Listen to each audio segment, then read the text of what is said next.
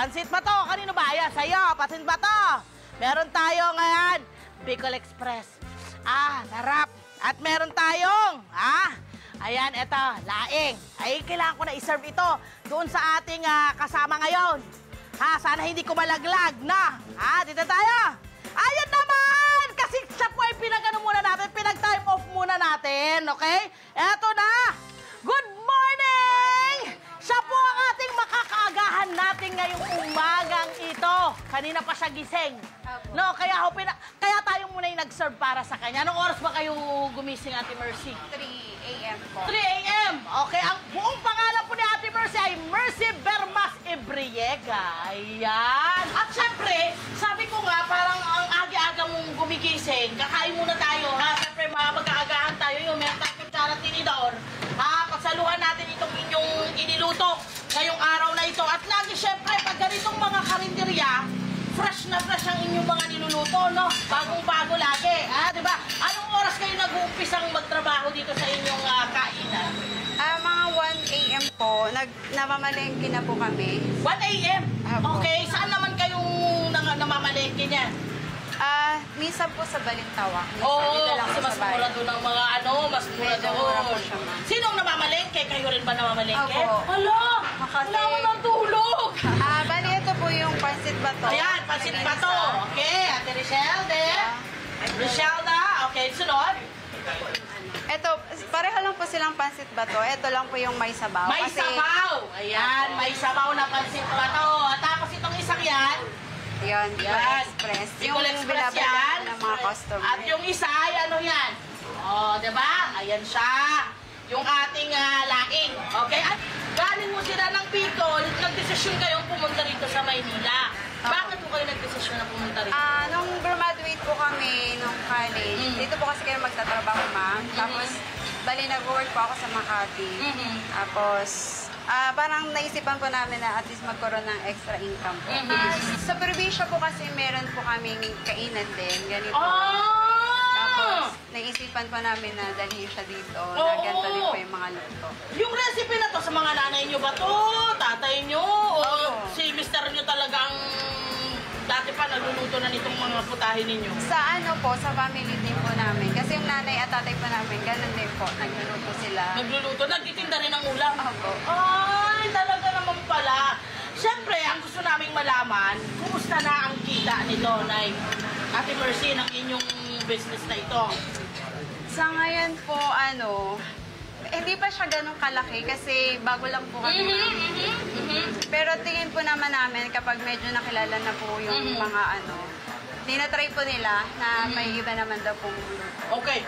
Ano ang mensahe ninyo sa mga kababayan natin na kagaya mo, na kagaya ng pamilya nyo, na akala dito na lang ang magiging buhay ba nila? Parang hindi naaangat. Siguro po, wag lang po kayong mawala ng pag-asa kasi minsan, inisip po natin na pag mahirap na tayo, ay hindi ko kayang mag-aral or kailangan mo din po ng diskarte kasi po. So, ayun, kailangan lang po ang sipag, tiyaga at diskarte lang po talaga sa buhay. Yes! Are you from here? Yes. Yeah! Where do you go? Do you go where you go?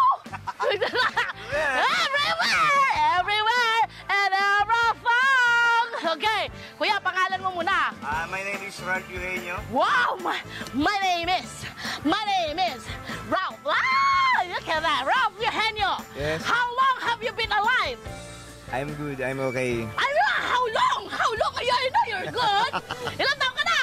I'm 40. Wow, look at that! You look 28! No. Joke lang! Okay. Do you have, merong asawa, anak? Yes. Ilan ang asawa? Isa lang Siyempre, asawa. Sorry, Dalawa, anak. Dalawa. O, meron akong tanong sa'yo. Okay po. Kilala mo si Fernando po? Yes. Sa tingin mo, kaano-ano niya si Winnie po? Pamangkin.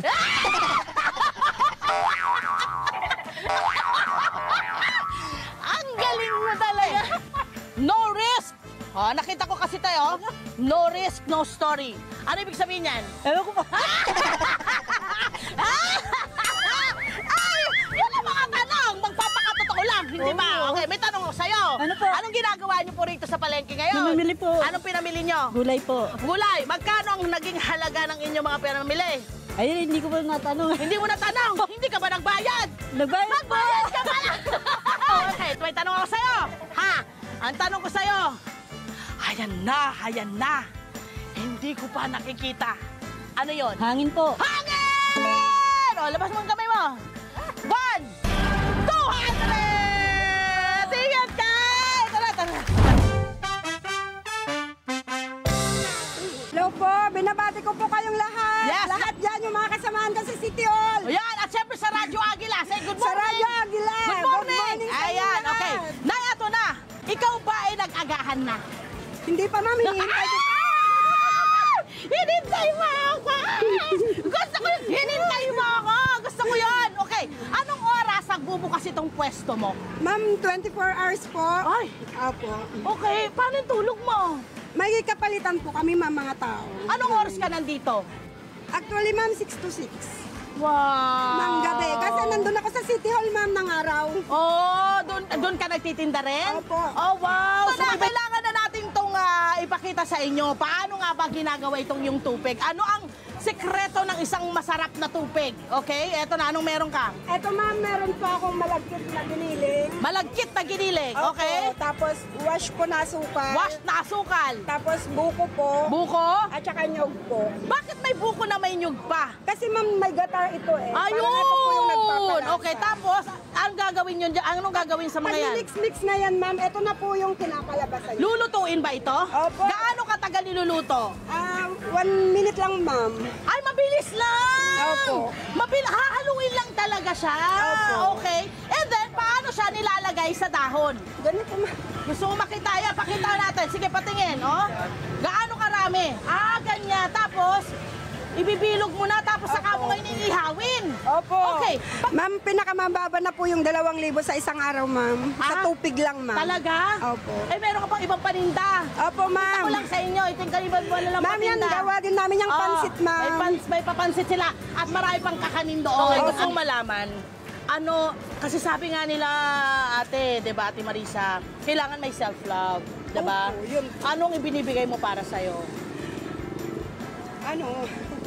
Oh, matulog ko, ate Marisa. Opo, ma'am.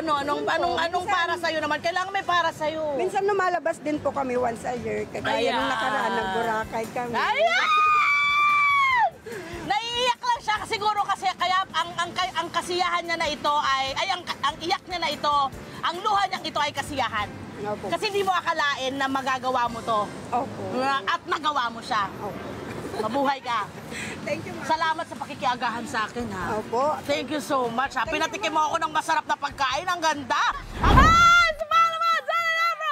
Mga Kanet 25. This is Love and New Verbo. For more love, to the pet, and everything updates, just click the subscribe button and follow us on our Net25 social media pages at Net25 TV and Net25 Entertainment Facebook. See ya. I love ya.